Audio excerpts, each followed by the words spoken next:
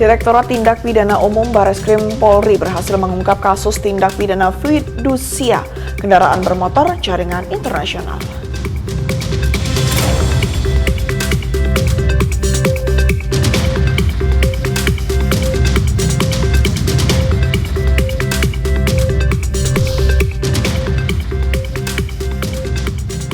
Kepolisian Negara Republik Indonesia bersama Komisi Kepolisian Nasional melaksanakan Kompolnas Award 2024 terhadap jajaran Polsek, Polres, dan Polda jajaran.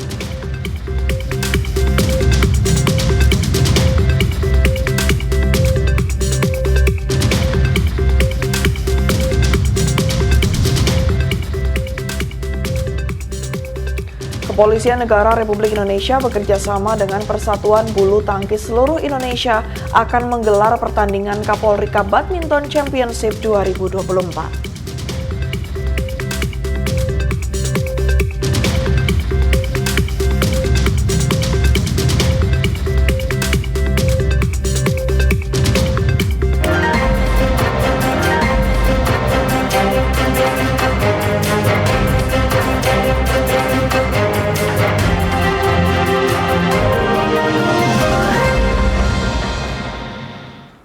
Selamat sore pemirsa, Presisi Utama kembali hadir untuk Anda. Selain 3 berita utama tadi selama 1 jam ke depan, kami juga telah menyiapkan sejumlah informasi terkini lainnya. Bersama saya Ibda Ines, inilah Presisi Utama selengkapnya.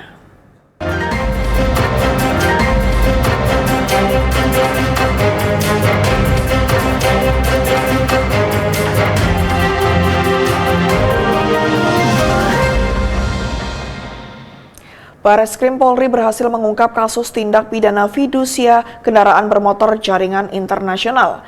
Tindak pidana fidusia kendaraan bermotor ini dilakukan di 6 lokasi di Pulau Jawa dan melibatkan 7 orang tersangka. Direktorat Tindak Pidana Umum Bareskrim Polri Kamis 18 Juli 2024 melakukan pengungkapan kasus tindak pidana fidusia, penipuan atau penadahan kendaraan bermotor jaringan internasional. Pengungkapan oleh kepolisian ini juga dilakukan bersama Kantor Pelayanan Utama, Bea dan Cukai Tipe A Tanjung Priok. Pengungkapan ini dilakukan di 6 TKP di Jakarta, Jawa Barat, dan Jawa Tengah, yaitu TKP Kelapa Gading, Tanjung Priok, Padalarang, Kabupaten Bandung, Cimahi, dan Ciamplas. Selain itu, pengungkapan dilakukan juga di sejumlah TKP yang menjadi negara tujuan ekspor, yaitu Vietnam, Rusia, Hong Kong, Taiwan, dan Nigeria. Pengungkapan tindak pidana fidusia dan penipuan ataupun penggelapan ini ditemukan di 6 TKP, yaitu di Provinsi Jakarta, Jawa Barat, dan Jawa Tengah, di mana 5 negara ekspor yaitu Vietnam, Rusia, Hong Kong, Taiwan, dan Nigeria dengan rincian sebagai berikut. 1. Di TKP Kelapa Gading kita mengamankan 53 unit, kemudian protolan 14 unit. Di TKP Pelabuhan Tanjung Priok kita mengamankan 210 unit. Di TKP Padalarang, Jawa Barat, kita amankan sepeda motor 24 unit. Di TKP Kabupaten Bandung, Jawa Barat, kita temukan 95 unit, pretelan 180 unit, dan mobil 1 unit. Kemudian TKP Cimahi, Jawa Barat, 50 unit, dan TKP Ciamplas, Jawa Barat, 48 unit. Dalam pengungkapan ini, Polri berhasil mengamankan 675 unit kendaraan roda 2. Tidak hanya itu, Polri juga menemukan 20.000 dokumen transaksi yang telah dilakukan sepanjang Februari 2021 hingga Januari 2024. Dari Jakarta, Faris Hasni dan Irfan Juni melaporkan untuk Polri TV. Direktorat Tindak Pidana Umum Bareskrim Polri berhasil mengungkap kasus tindak pidana fidusia berskala internasional yang mengakibatkan total kerugian 876 miliar rupiah. Nilai kerugian tersebut terbagi 2, yaitu kerugian para korban senilai 826 miliar rupiah serta kerugian negara sebesar 49,5 miliar rupiah. Kerugian tersebut ditemukan dari total kerugian leasing sebesar Rp40 juta per sepeda motor terhadap lebih dari 20.000 kendaraan. Sedangkan kerugian negara diakumulasikan dari pajak sepeda motor senilai Rp800.000 terhadap lebih dari 20.000 kendaraan. Kerugian dari para korban inilah yang kemudian terkonversi menjadi keuntungan bagi para pelaku tindak pidana fidusia setelah biaya pengadaan. Dalam hal ini, dampak kerugian ekonomi kasus ini berjumlah sekitar Rp878.238.400.000, di mana ini terakumulasi dari harga per sepeda motor kita ambil rata-rata dengan total leasing sekitar 40 juta kali 20.666 unit, sehingga menjadi angka yang tadi kita temukan. Di samping itu, kita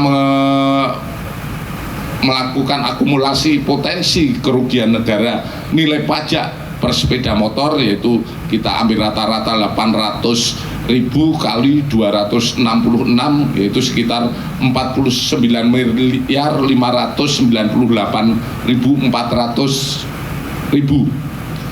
Kami ulangi, 49.598.400.000. Pemirsa, Satreskrim Polres Bangkalan berhasil menangkap 2 tersangka usai melakukan pencurian dengan kekerasan terhadap ojek online sekaligus penggelapan 1 unit mobil.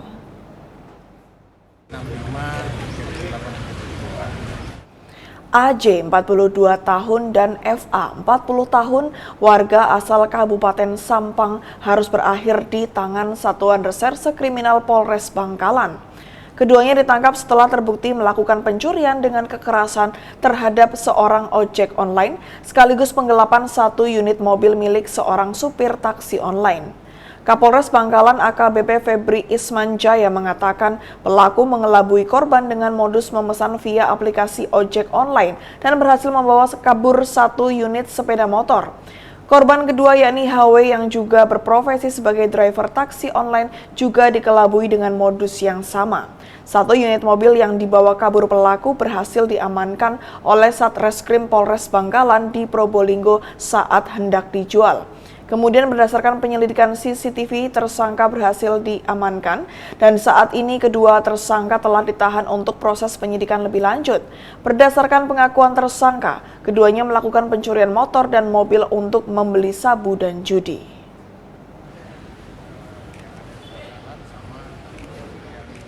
Polres Metro Jakarta Timur merilis perkembangan terbaru terkait kasus penyekapan yang terjadi di sebuah kafe di wilayah Duren Sawit, Jakarta Timur, di mana dalam kasus ini pihak terlapor juga melaporkan korban kepada pihak Polres Metro Jakarta Timur dengan kasus yang dilakukan korban, yakni penipuan dan penggelapan. Kami akan melakukan langkah-langkah penyidikan selanjutnya. Kapolres Metro Jakarta Timur Kombes Nicholas Ari Lilipali mengatakan korban berinisial MRRP 23 tahun diduga mengalami penyiksaan dan penyekapan di sebuah kafe di kawasan Duren Sawit, Jakarta Timur. Dari hasil keterangan korban diketahui bahwa ia mengalami penyiksaan oleh para terlapor dan korban bahkan diminta membayar utang sebesar kepada terlapor dengan menjual ginjalnya. Namun dalam kasus ini, pihak terlapor juga melaporkan korban kepada pihak Polres Metro Jakarta Timur dengan kasus yang dilakukan korban, yakni penipuan dan penggelapan. Kapolres menambahkan saat ini pihaknya telah memeriksa 6 orang terlapor dan masih berstatus saksi karena masih dalam tahap penyelidikan dan belum ditingkatkan ke tahap penyidikan. Pihak penyelidik juga tengah memeriksa seorang saksi mantan karyawan kafe tempat lokasi kejadian penyekapan dan penyiksaan yang mengetahui melihat mengalami kejadian untuk memperkuat dalil-dalil hukum yang ada supaya bisa diungkap yang sebenarnya terjadi. Diberitakan sebelumnya seorang pemuda diduga menjadi korban penyekapan dan penyiksaan di sebuah kafe yang berlokasi di Duren Sawit, Jakarta Timur. Penyekapan dan penganiayaan itu terjadi kurang lebih 3 bulan mulai tanggal 19 Februari hingga 30 Mei 2024. Dalil-dalil terkait dengan kasus ini juga dari pihak terlapor juga melaporkan kepada pihak kepolisian terkait dengan perbuatan yang dilakukan oleh korban itu sendiri. Jadi dalam hal ini kasus ini saling melapor satu dengan yang lain. Kami berharap dan kami yakinkan, kami komitmen bahwa kami akan bertindak secara profesional dan proporsional sesuai dengan aturan hukum yang berlaku di Indonesia dan mengikat perilaku penyidik atau penyelidik Polri. Jadi siapa yang bersalah akan kami tindak sesuai dengan hukum yang berlaku. Satreskrim Polres Sumedang menggerebek dugaan aktivitas perjudian adu muncang dan menangkap salah satu orang penyelenggara di Desa Situraja, Kabupaten Sumedang, Jawa Barat. Menurut Kasat Reskrim Polres Sumedang AKP Maulana Yusuf, saat penggerebekan di lokasi terdapat turnamen adu muncang dengan berkedok arisan. Aktivitas yang diduga bakal menjadi arena judi tersebut terbongkar berkat adanya aduan masyarakat kepada polisi.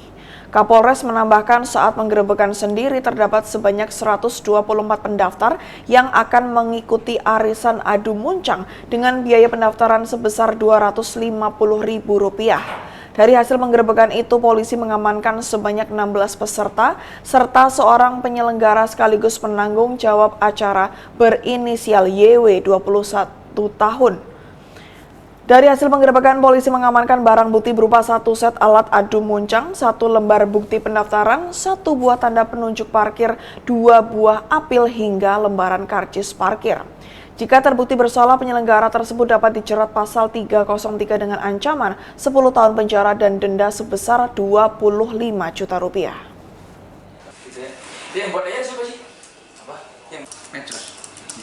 Dalam rangka operasi Patuh Candi 2024, Satlantas Polres Kebumen bersama pemerintah Kabupaten Kebumen menggelar kegiatan rem cek kendaraan kepada bus yang memasuki terminal bus tipe A Kebumen.